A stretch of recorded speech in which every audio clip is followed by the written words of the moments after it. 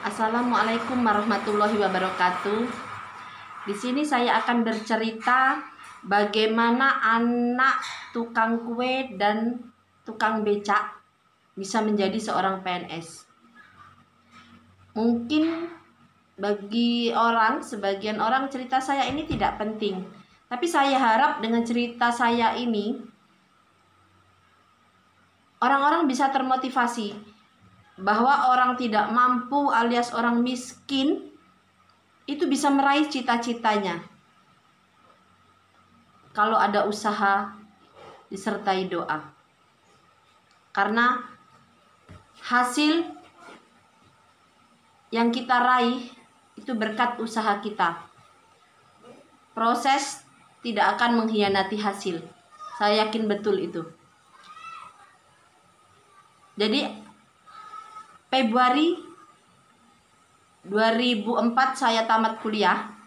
Di sini saya mencoba melamar. Setelah tamat itu mencoba melamar kemanapun, baik itu toko baju, toko konter HP, terus lagi ke sekolah swasta, ke sekolah negeri.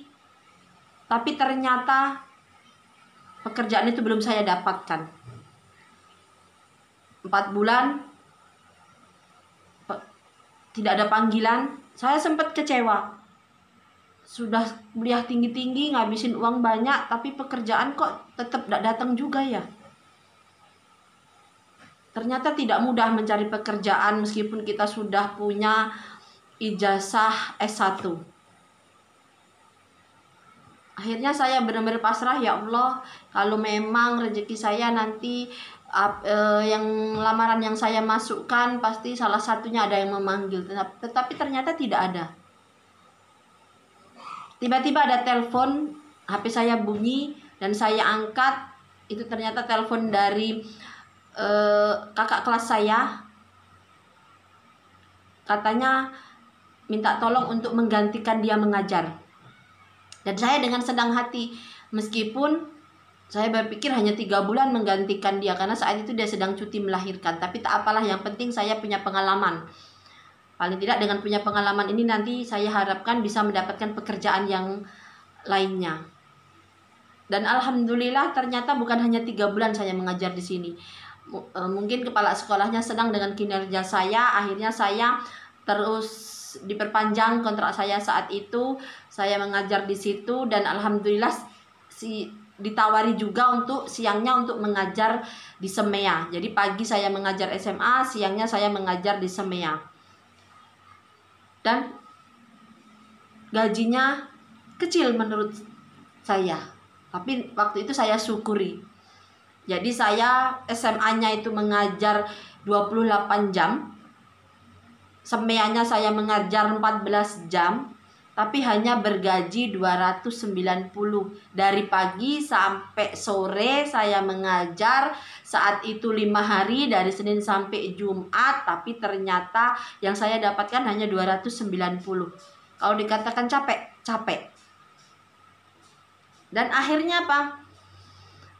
Ya sudahlah, saya pasrah. Yang penting punya gaji, bisa membantu orang tua. Meskipun cuman sedikit. Tapi saya syukuri saat itu. Jadi supaya bahwa uang ini bisa membantu orang tua, akhirnya saya setiap pergi dan pulangnya saya minta diantar sama bapak saya. Jadi menghemat. Di Desember 2004 itu ada pengumuman penerimaan CPNS. Kata teman-teman, ikuti saja Ti, siapa tahu kita nanti lulus. Dan saya ikuti itu. Saat itu saya tes di Musi Banyuasin di Sekayu. Saya tidak tahu Sekayu saat itu ada di mana, karena memang saya orangnya bukan tipe yang pergi-pergi. Saya taunya hanya di Palembang. Tapi kata bapak saya, kalau tes nanti diantar. Naik apa? Naik motor. Jadi saya ingat betul saat itu, saat tes itu diantar sama bapak saya naik motor. Bayangkan subuh-subuh dari Palembang. Saat itu belum ada orang naik motor jauh, tapi saat itu saya sudah pinggang saya pegal, pokoknya semuanya ada, karena di saat itu juga hujan. Tapi ya sudahlah, karena untuk meraih cita-cita tadi, ya saya suka-suka saja, senang saat itu. Dan saat itu permudahkanlah ya Allah, karena saya jujur dari Palembang ke Sekayu itu capek, tapi saya saat tes itu benar-benar fresh dan saya yakin mudah-mudahan lulus. Nah itu. Dan ternyata benar, di saat pengumuman itu nama saya ada di koran. Wah, ternyata saya lulus. Dan ini mungkin awal, kata saya. Tapi semuanya pupus. Karena di Sekayu itu saat itu 4 kali tes. Jadi tes kedua itu psikotes, yang ketiga wawancara, yang keempat kesehatan kalau tidak salah. Di saat psikotes itu, tes yang kedua saya gagal. Jadi belum saya menjadi PNS. Kenapa gagal? Kalau menurut saya itu karena saya terlalu yakin bahwa lulus. Kenapa saya yakin saat itu? Karena memang saya belajar setiap malam bahwa pelajaran psikotes saat itu saya bisa jawab semuanya. Kalau salah juga mungkin tidak terlalu banyak. Karena saya benar-benar yakin. Karena saya bisa menjawab. Hampir semuanya saya bisa menjawab. Tapi Allah belum berkehendak saya untuk menjadi PNS di Sekayu. Karena tadi mungkin kata Allah saya terlalu sombong. Karena yakin bahwa lulus. Tapi saya juga bersyukur tidak lulus di sana. Karena teman saya saat itu ada yang menelpon bilang bahwa, Wati, untung kamu tidak lulus di Sekayu karena teman kita ditaruh di pelosok. Kalau mau ke tempat ngajar harus naik ketek. Nah, saya takut naik ketek. Jadi mungkin saya tidak cocok di sana. Akhirnya saya tetap melanjutkan honor saya di 2 tempat dan alhamdulillah saat itu juga les privat. Terus lagi mengajar di sekolah terbuka. Alhamdulillah gaji saya nambah jadi 500.000 saat itu, sudah bisa membantu kedua orang tua. Dan lumayan bagi saya. Akhirnya saya masih cita-cita jadi PNS itu tetap, karena ternyata honor itu tidak enak. 4 tempat tapi hanya mendapatkan uang 500.000, capeknya luar biasa itu. Jadi sampai malam bahkan mengajarkan. Sampai kalau SMP terbukanya saat itu hari Minggu. Jadi saya bekerja itu full dari Senin sampai Minggu, hanya bergaji 500.000. Akhirnya saya bertekad, ya Allah saya pengen jadi PNS. Katanya jadi PNS itu enak. Dan salah satu motivasi saya saat itu ingin menjadi PNS adalah saya saat di honor di swasta itu nilai saya suka dirubah sama teman saya. Jadi saya ngasih nilai ini sama wali kelasnya tuh dirubah. Tapi kalau kata teman-teman kalau di negeri tidak bisa dirubah. Karena kita kan punya gelar paling tidak PNS. Nah itu. Tapi bukan itu sih yang memotivasi saya. Tapi paling tidak saya ingin hidup lebih baik. Katanya kalau jadi PNS bisa hidup lebih baik. Singkat cerita 2005 Desember itu ada pembukaan formasi untuk 2006. Dan saya ikuti. Dan tiba-tiba HP saya bunyi, ditelepon teman saya yang sudah lulus saat itu. Ditelepon bahwa Wati melamar saja di Prabu Muli. Kalau di Prabu Muli itu sekolahnya tidak ada yang jauh, dekat dengan pusat kota. Saya setuju, oke saya mendaftar. Di saat itulah saya mendaftar dan saya juga untuk kedua kalinya saya tidak tahu Prabu Muli itu di mana, tapi saya tekadkan karena saya saat itu naik motor jauh itu pegalnya bukan main. Akhirnya saya tekadkan saya tidak mau lagi naik motor karena pegel, ternyata naik motor itu pinggang pegel, tapi mau mengerjakan soal juga nantinya tidak konsentrasi. Akhirnya saya tekadkan untuk naik bis dan saya coba-coba naik bis itu sampai alhamdulillah, karena kita kan bertanya ke orang. Akhirnya singkat cerita saya lulus PNS di Prabu Muli. Tapi bukan di sini yang saya mau ceritakan, tapi prosesnya kenapa saya bisa lulus jadi PNS di Prabu Muli ini. Jadi setiap hari saya selalu belajar saat itu, setiap hari. Ada waktu luang saat mengajar saya selalu belajar. Karena saya tidak mau gagal untuk yang kedua kalinya. Saat itu saya belajar, terus belajar. Dan saya tidak lupa juga untuk sholat 5 waktu, jangan sampai tinggal. Saya kerjakan sholat duha, saya kerjakan sholat tahajud, puasa Senin Kemis. Saya setiap ketemu orang, saya minta doanya, siapapun itu, tolong doakan saya. Karena saya sekarang ini lagi mengikuti tes CPNS, tolong doakan supaya saya bisa membantu orang tua saya. Dan mereka mengaminkan. Dan mungkin saya menjadi PNS juga berkat doa mereka dan kedua orang tua saya dan saudara-saudara saya. Jadi di sini bahwa kita hidup itu berubah kalau kita ada usaha. Dan di sini saat tes di Prabu Muli saya tidak mau terlalu yakin. Saya hanya minta sama Allah kalau memang rezeki saya di sini beri kemudahan. Kalau memang nantinya saya tidak lulus, saya tidak akan kecewa karena masih ada waktu-waktu yang lain. Karena di saat itu umur saya baru 26, masih banyak waktu. Jadi saya benar-benar pasrah, tetapi ibadah-ibadah ya itu tetap saya lakukan. Karena saya kalau mau mengharapkan, kata orang, nyogok atau apa, tidak ada duit sama sekali.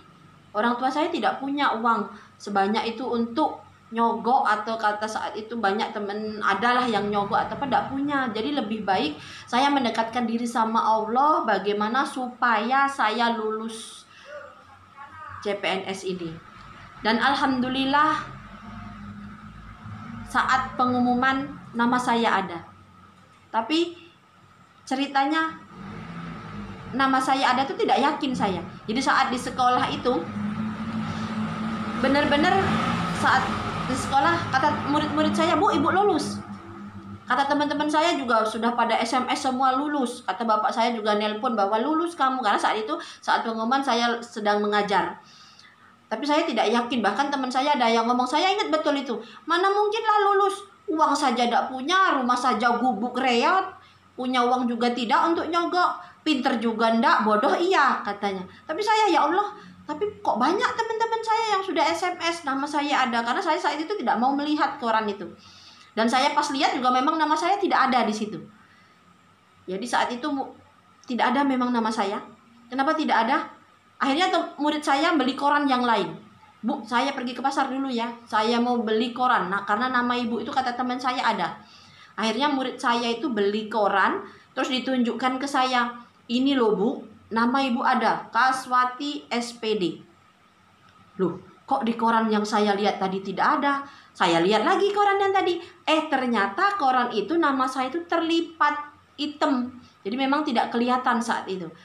Jadi di Prabu Muli itu yang diterima 2, saat itu PPKN yang diterima 2, saya nomor 2-nya. Tapi tidak ada, langsung saya setelah dikasih koran sama murid saya tadi dan nama saya ada, langsung saya sujud syukur. Dan teman saya yang honor di swasta tadi juga melongo. "Oh, lulus," katanya. Mereka tidak percaya bahwa saya lulus. Ya mungkin berkat mereka menzolimi saya kali ya, saya bisa lulus.